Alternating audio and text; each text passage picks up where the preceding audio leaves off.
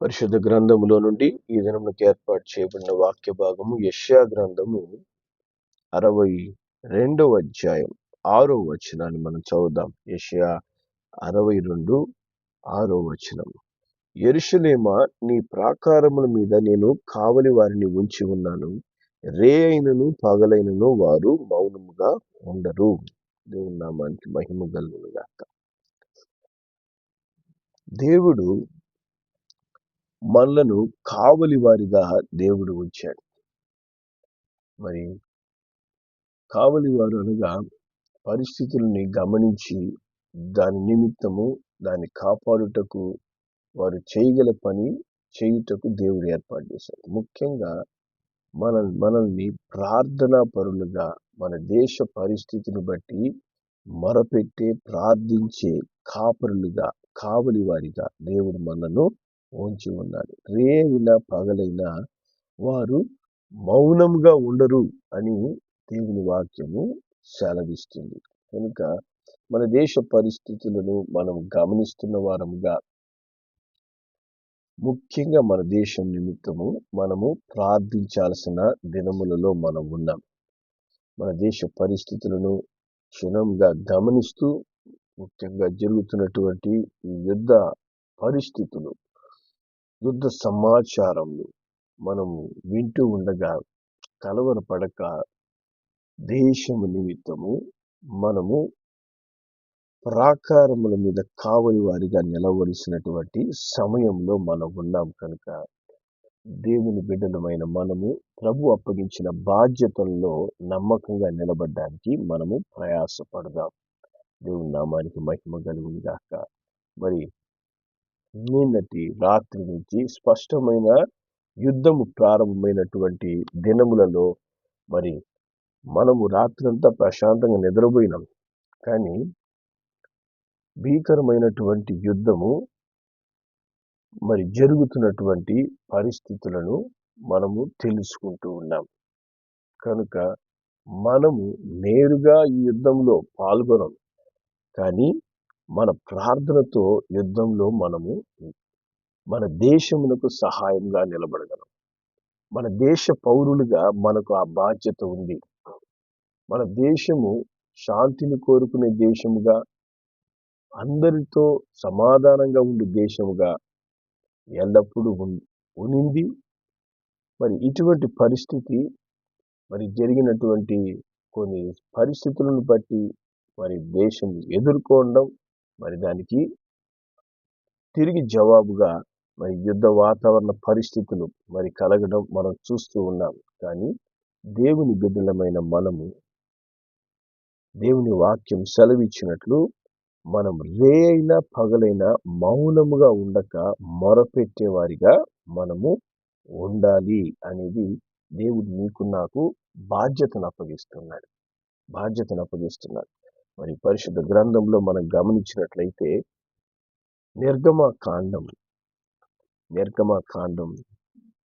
17వ అధ్యాయము 11వ వచనము మనం చదువుదాం. 17-11 వాక్యం చెప్తుంది, మోషే తన చెయ్యి పైకెత్తినప్పుడు ఇశ్రాయేలులు గెలిచి, మోషే తన చెయ్యి దించినప్పుడు అమాలేకీయులు గెలిచిరి. కాబట్టి చూడండి, దైవజనుడైన మోషేకి దేవుడు ఒక జ్ఞానం ఇచ్చాడు. ఇటు యుద్ధం అనేది జరుగుతూ ఉన్నప్పుడు, శత్రువులతో యుద్ధం అనేది సంభవించినటువంటి ఈ సమయంలో నేను ఖాళీగా ప్రశాంతంగా ఇంట్లో కూర్చొని ఉండడం నా పని కాదు. నాకు ఒక బాధ్యత అప్పగింపబడింది. నాకు దేవుడు ఒక పని అప్పగించాడు. ఏంటి అంటే, నేను నేరుగా పోయి యుద్ధం చేయలేకపోవచ్చు, నేరుగా పోయి నా దేశ ప్రజలను రక్షించడానికి నిలబడలేకపోవచ్చు, కానీ దేవుని సన్నిధిలో నేను నిలబడతాను. దేవుని సన్నిధిలో నా దేశం నిమిత్తం నా చేతులు పైకెత్తుతాను. హల్లెలూయా. మోషే అక్కడ తన చేతులను పైకి ఎత్తినాడంట. దేనికి ఎత్తుతున్నాడు? దేవుని వైపు తన చేతులు పైకి ఎత్తుతున్నాడు. ప్రభువా, నా దేశాన్ని జ్ఞాపకం చేసుకోయ్యా, నా దేశ పరిస్థితిని జ్ఞాపకం చేసుకోయ్యా. నా దేశ ప్రజలకు నైనా నీ జ్ఞానం ఇవ్వు నైనా. నా దేశ ప్రజల్ని నైనా యుద్ధంలో కాపాడు మా తండ్రి అంటూ ఆయన చేతులు పైకెత్తుతూ ఉన్నాడంట. మరి ఈ యుద్ధ సమయంలో సామాన్యుల మీద దాడులు జరుగుతున్న పరిస్థితుల్లో మనం చేతులెత్తి మొరపెట్టాలి. అయ్యా, సామాన్యులైనటువంటి ప్రజల మీద జరుగుతున్నటువంటి దాడులు అయినా మీరు ఆపండి నైనా. ముఖ్యంగా టెర్రరిస్టులు అనేవాళ్ళు మానవ జాతికి కలంకం తెచ్చేవారు. మానవ జాతిని అంతం చేయాలని దుష్ట తలంపుతో సాతాను యొక్క ఆలోచనలతో నింపబడిన వారు. అటు టెర్రరిస్టులు ఏ ప్రాంతంలో ఉన్నా వారు ఇబ్బంది కలుగజేసేవారే. కనుక ఇప్పుడు ప్రభుత్వం కూడా ఏం చెప్తుంది? మా దాడి సామాన్యుల మీద కాదు, మా దాడి టెర్రరిస్టు మీద. కాబట్టి ఏ ఆలోచనతో ప్రభుత్వం ముందుకు వెళ్తుందో దాంట్లో దేవుని జ్ఞానం వారికి తోడుగా ఉండాలని, ప్రభువు వారికి తోడుగా ఉండి ఈ యుద్ధము సమాధానకరంగా ముగిసిపోవాలని మనము ఆయన బిడ్డలుగా ప్రార్థన చేయాల్సిన వారమై ఉన్నాం. యుద్ధం ఎంత తొందరగా మరి సమస్య పోతే అంత మనకు మేలు, భారతీయులకు క్షేమం. కనుక ఇక్కడ వాక్యం చెప్తుంది, ఎప్పుడైతే మోషే ఈ విధంగా తన చేతులు ఎత్తి ప్రార్థన చేసినాడో దేవుడు ఇశ్రాయేలుకి జయమిస్తూ ఉన్నాడు. హల్లెలూయా. దేవుడు ఆయన ఏ దేశం నిమిత్తం ప్రార్థించాడో ఆ దేశమునకు జయమిచ్చాడంట. హల్లెలూయా. కాబట్టి నువ్వు ఎప్పుడైతే చేతులెత్తి ప్రార్థిస్తావో, నీ దేశము నిమిత్తము నువ్వు ప్రభు సన్నిధిలో మోకరిల్లుతావో, అది దేవుడు నాకు అప్పగించిన పని, బాధ్యత అని ఎరిగి గుర్తించి ఈ దినములలో నువ్వు ప్రార్థిస్తావో, నీ దేశమునకు దేవుడు క్షేమాన్ని ఇస్తాడు. నీ దేశమునకు దేవుడు జయము అనుగ్రహిస్తాడు. హల్లెలూయా. అలాగే వాక్యం చెప్తుంది, మోషే తన చెయ్యి దింపినప్పుడు శత్రువులు గెలిచారు. అనగా ప్రార్థించడం మానినప్పుడు ఏం జరిగింది? శత్రువులకి జయం. శత్రువులకి జయము, దేవుని బిడ్డలకి ఓటమి కలుగుతుంది. కాబట్టి ఆయన బిడ్డలమైన మనము ఎప్పుడైతే ప్రభు సన్నిధిలో మన బాధ్యతను ఎరిగి చేతులు ఎత్తుతామో అప్పుడే దేవుని బిడ్డలు జయం పొందుకుంటారు. దేవుని బిడ్డలకు దేవుడు క్షేమాన్ని ఇస్తాడు. హల్లెలూయా. దేవుని నామానికి మహిమ కలుగును గాక. మన దేశంలో రక్షణ కలగజేయవాడు ఆయనే. మన దేశ ప్రజలకు క్షేమాన్ని కలగజేయవాడు ఆయనే. కాబట్టి ఆయన బిడ్డలుగా మనము మన బాధ్యతలు నెరవేర్చాల్సినటువంటి సమయంలో ఉన్నాం. ప్రార్థన అనే యుద్ధములో మనము పోరాడాల్సిన వారమై ఉన్నాం. ప్రార్థన అనే యుద్ధములో మనము నిలబడాల్సిన వారమై ఉన్నాం. ఈ దేశ పౌరులుగా మనకు ఆ బాధ్యత ఉంది. మరి నిన్నటి దినమున ఇజ్రాయెల్ దేశము మరి భారతదేశానికి ఒక స్పష్టమైనటువంటి మెసేజ్ పంపించారంట. వాళ్ళు చెప్తున్నారంట, మా ప్రియమైన భారతీయులారా, మీరు ఈ యుద్ధ సమయములో ధైర్యముగా ఉండండి, క్షేమముగా ఉండండి అని. కాబట్టి చాలా చక్కగా ఇజ్రాయెల్ దేశము భారతదేశాన్ని మేము ఆ దేశం యొక్క క్షేమాన్ని కోరుకుంటున్నాం అంటూ ఇజ్రాయెల్ దేశము చక్కని మెసేజ్ పంపిస్తుంది. కాబట్టి ఆయన బిడ్డలమైన మనం కూడా ఆత్మ సంబంధమైన ఇశ్రాయేలీయులం.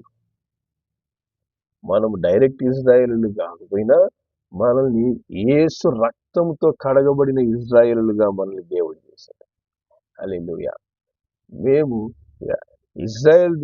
ఇజ్రాయెల్ దేశము మరి మేము భారతదేశాన్ని మేలు కోరుకునే వాళ్ళం అని ఎలా ప్రకటించారో అదే విధంగా ఆత్మ సంబంధమైన ఇజ్రాయేలుగా, ముఖ్యంగా మన దేశ పౌరులుగా మనము మన దేశ క్షేమం కొరకు ప్రార్థన చేయాలి. ఎక్కడ ఎటువంటి దాడులు జరిగి ఎవ్వరు ఇబ్బంది పడకుండా దేవుని కృప మన దేశం మీద ఉండాలని మనం ప్రార్థన చేయాలి.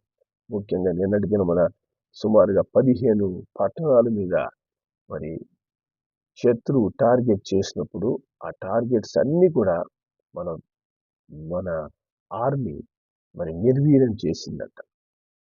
వాళ్ళు సడన్ గా ఈ అటాక్స్ ప్రారంభించినప్పుడు చాలా చక్కగా మన దేశ సైనికులు మరి చాలా అద్భుతమైన పోరాటాన్ని చేసి ఆ యుద్ధం ఆ యొక్క బాంబులు ఎవరి మీద పడి ఎవరికి ఇబ్బంది కలగకుండా వాటిని ఆపివేస్తున్నారు. ముఖ్యంగా మరి జమ్మూలో ఉన్నటువంటి ఎయిర్పోర్ట్ మీద దాడి చేయడానికి ప్రయత్నం చేసినప్పుడు కూడా దాన్ని తిప్పికొట్టారు అని మరి తెలియపరుస్తున్నారు. ఇవన్నీ కూడా మరి దేవుని యొక్క క్షేమం కాపుదల మరి ఆయన బిడ్డలుగా మనం ప్రార్థిస్తున్నప్పుడే ఈ కార్యాలు దేవుడు చేస్తాడు. రక్షణను అనుగ్రహిస్తాడు, సమాధానాన్ని తిరిగి తీసుకొస్తాడు. మరి ఇరు దేశాల మధ్యలో మరి నెమ్మదిని కలుగజేసి నిజమైన శత్రువైన సాతాను క్రియలను దేవుడు నాశనం చేస్తాడు. మానవ జాతిని అంతం చేయాలని ఆలోచించేది ఏ దేశం కాదు కానీ సాతానుడు. ఎందుకంటే వాక్యం స్పష్టంగా చెప్తుంది, దొంగతనము, నాశనము, హత్య చేయడానికి వస్తాడంట. కాబట్టి హత్య చేసే స్వభావం, మనుషులను చంపాలనే ఆలోచన దుష్టుని యొద్ద నుంచి వస్తుంది.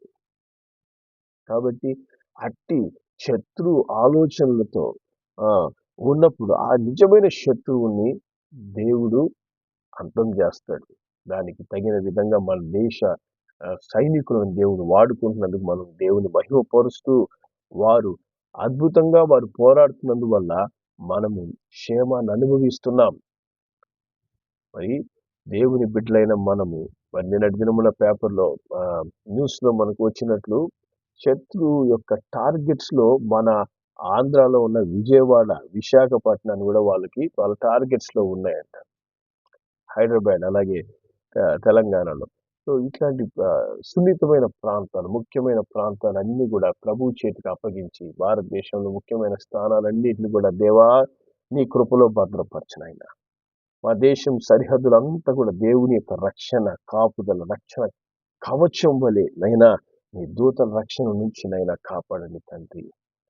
అలాగే పాకిస్తాన్ దేశంలో ఉన్నటువంటి సామాన్య ప్రజలు, వారిని కూడా మీరు రక్షించమని చెప్పి మనం ప్రార్థన చేయాలి. హల్లెలూయా. కాబట్టి ఆయన బిడ్డలుగా మనం ఎప్పుడైతే మన చేతులు మోషే వలె పైకెత్తుతామో దేవుడు గొప్ప జయము ఆయన బిడ్డలైనటువంటి మనకు దయచేసి దేశమును ఆశీర్వదిస్తాడు. హల్లెలూయా. దేవుని నామానికి మహిమ కలుగును గాక. అలాగే 12వ వచనంలో దేవుని వాక్యం చెప్తుంది, మోషే చేతులు బరువెక్కగా వారు ఒక రాయి తీసుకొని వచ్చి అతడు దాని మీద కూర్చుండుటకై దాన్ని వేసిరి. అహరోను హూరులు ఒకడు ఈ పక్కను ఒకడు ఆ పక్కను అతని చేతులను ఆదుకొనగా అతని చేతులు సూర్యుడు అస్తమించు వరకు నిలకడగా ఉండెను. హల్లెలూయా. అట్లు యెహోషువ కత్తివాడి చేత అమాలేకు రాజును అతని జనులను గెలిచారు. దేవుని నామాన్ని మహిమ కలుగును గాక. ఎప్పుడైతే ఈ ప్రార్థించే మోషే చేతులు పైకెత్తి ప్రార్థిస్తున్నటువంటి మోషే చేతులు బరువెక్కుతున్నాయంట. మరి చేతులు ఎత్తి చేతులు నొప్పెడుతున్నటువంటి సమయంలో సహాయం చేయడానికి అహరోను హూరులు వచ్చి ఆయన చేతులు ఎత్తి పట్టుకుంటున్నారు.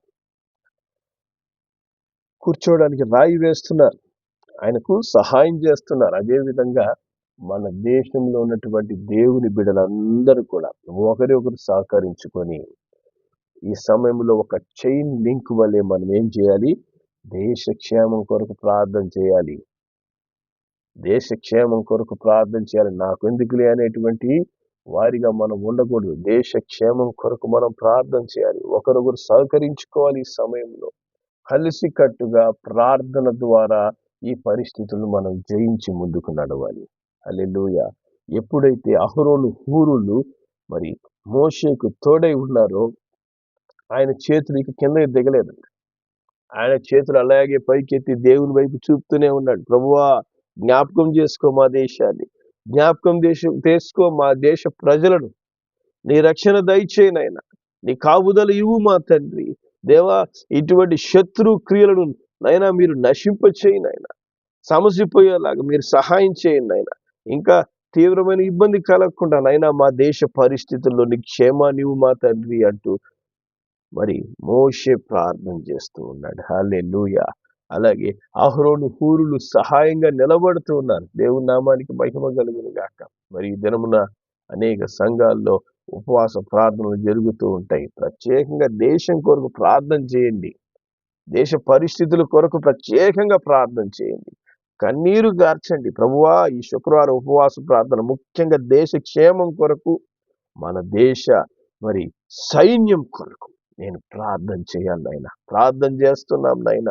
ఇదిగో తండ్రి, మేమంతా మరి మోషేకు సహాయంగా అహరోను హోరు నిలబడినట్లు మేమంతా ఒకరినొకరు కలుసుకొని తండ్రి, దేవుని బిడ్డలుగా మా దేశం కొరకు మేము ప్రార్థిస్తున్నాం. మా చేతులు ఎత్తుతున్నాం. మా చేతులు మీరు చూడండి అయ్యా. ఇదిగో తండ్రి, మేము మొరపెడుతుండగా మా ప్రార్థన ఆలకించి దేశ పరిస్థితులు సమాధానపరచండి నాయన. మరి యుద్ధంలో ఉన్నటువంటి సైన్యమును మీరు రక్షించండి అయ్యా. నడిపిస్తున్నటువంటి అధికారులకు దేవుని కృపను, జ్ఞానం దయచేయండి నాయన. మరి తండ్రి, ఏ విధంగా వారు ముందుకు నడవాలో ప్రతి విషయంలో మరి పరిశుద్ధాత్మ దేవుని సహాయమును ఉంచండి అయ్యా అని మన చేతులెత్తి ప్రార్థన చేసినప్పుడు మన దేశమునకు దేవుడు గొప్ప జయమునిస్తాడు.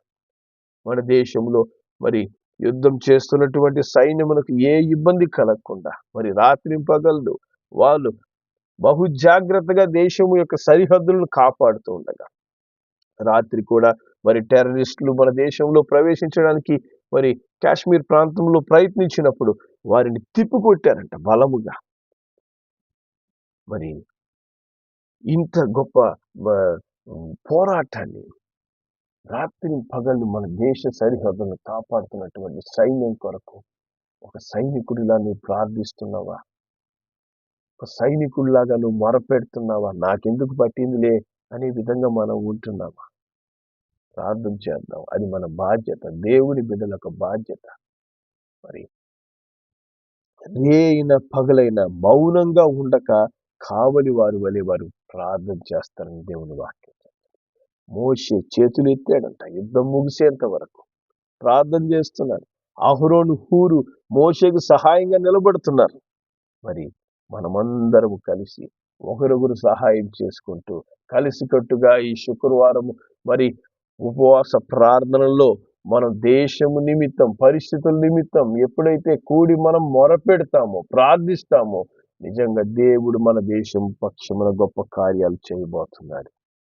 అటు కార్యాలు మనం నిశ్చయంగా చూస్తాం.